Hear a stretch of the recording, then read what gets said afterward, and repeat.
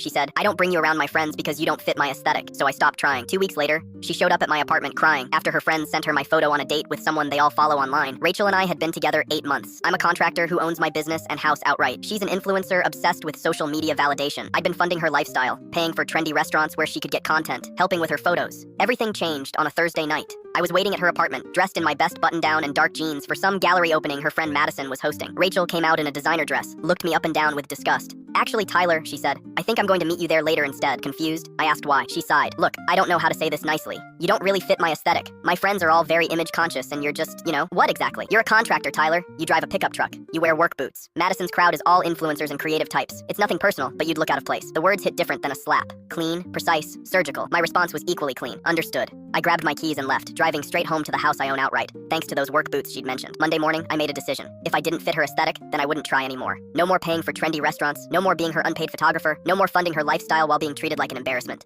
I didn't break up with her. I just stopped initiating contact, stopped offering to pay for things, stopped being available when she needed something. When she texted about dinner, I was busy with work. Weekend plans, busy again. By Friday, she was calling. Tyler, what's going on? You're being weird, just focusing on work, Rachel.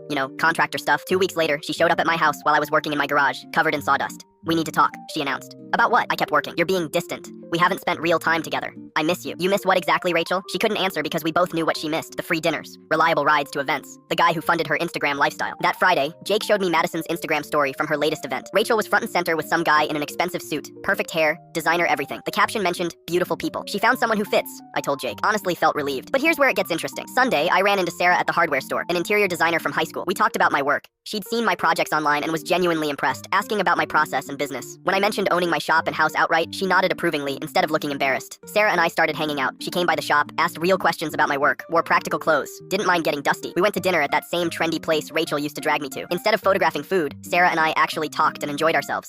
I posted one photo, just us at the table, both smiling, captioned, good food, better company. That photo got way more engagement than usual. 2 days later, Madison texted, hey Tyler, I've been thinking about some custom pieces for my place. The same Madison who'd thought I was too blue collar 3 weeks earlier. Suddenly, the contractor was worth talking to. Then Rachel started texting. Can we talk? I think there's been some confusion. The breaking point came 3 months later. Sarah's friends discovered she was a successful, well-respected interior designer. Suddenly, I wasn't just the contractor. I was the guy dating that talented designer Sarah. Rachel showed up in my driveway one morning, looking rough, hair messy, makeup smudged, wearing plain jeans. I want to explain about that night, she said desperately. I was completely wrong. You're successful, talented. Interesting timing on recognizing my success, I replied. What changed? What? I realized what I lost. She appreciates what you do. You realized I was with someone your friends actually respect, I corrected. If Sarah worked retail, would you be here? Direct hit. Rachel's face went red. You said I don't fit your aesthetic. You were right. No, I was wrong. You were completely right. I don't fit your aesthetic. Your aesthetic is fake, shallow, and all about appearances. You're absolutely correct that I don't fit that. She was absolutely right, and that's the best compliment she ever gave me.